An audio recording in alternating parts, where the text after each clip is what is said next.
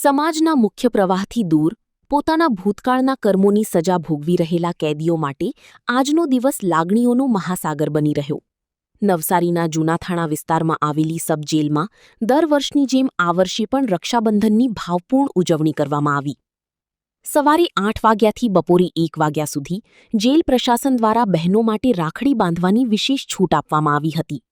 હાથમાં પૂજાની થાળી, મોં મીઠું કરાવવાની મીઠાઈ અને આંખોમાં અશ્રુ સાથે જ્યારે બહેનોએ પોતાના લાડકવાયા ભાઈના કાંડા પર રક્ષાસૂત્ર બાંધ્યું ત્યારે સમગ્ર જેલ પરિસર લાગણીસભર બની ગયું હતું.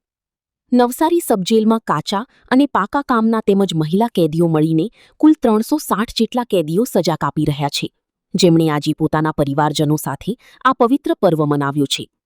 જેલ પ્રશાસન દ્વારા મુલાકાતીઓ માટે પૂરતી સુરક્ષા અને સુચારુ વ્યવસ્થા ગોઠવવામાં આવી હતી. ડીજી ડોક્ટર KNN રાવના માર્ગદર્શન હેઠળ આયોજિત આ કાર્યક્રમનો મુખ્ય ઉદ્દેશ્ય કેદીઓમાં સકારાત્મક ઊર્જાનો સંચાર કરવાનો અને તેમને સમાજના મુખ્ય પ્રવાહ તરફ વાળવાનો રહ્યો.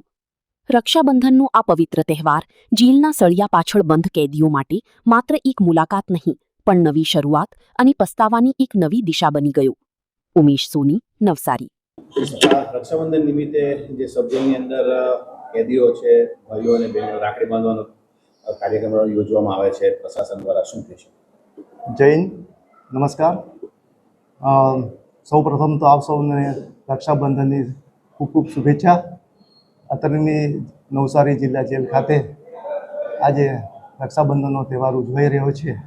અમારા શ્રી ડીજી સાહેબ ડૉક્ટર KNN રાવના માર્ગદર્શન હેઠળ કાર્યક્રમનું આયોજન કરવામાં આવેલ છે અને આ કાર્યક્રમમાં બંદીવાન ભાઈઓની બહેનો, લાડકી બહેનો બહારથી આવે છે, એમની કલાઈ પર રાખડી બાંધે છે અને એમને ભગવાનને પ્રાર્થના કરે છે કે વહેલામાં વહેલી તકે જેલમાંથી મુક્ત થાય, પોતાના પરિવાર, સમાજ અને દેશ સાથે રહે અને આશીર્વાદ આપે છે કે તંદુરસ્ત, સમૃદ્ધિમય અને સુખી દીર્ઘ આયુવાળું જીવન મળે એમને.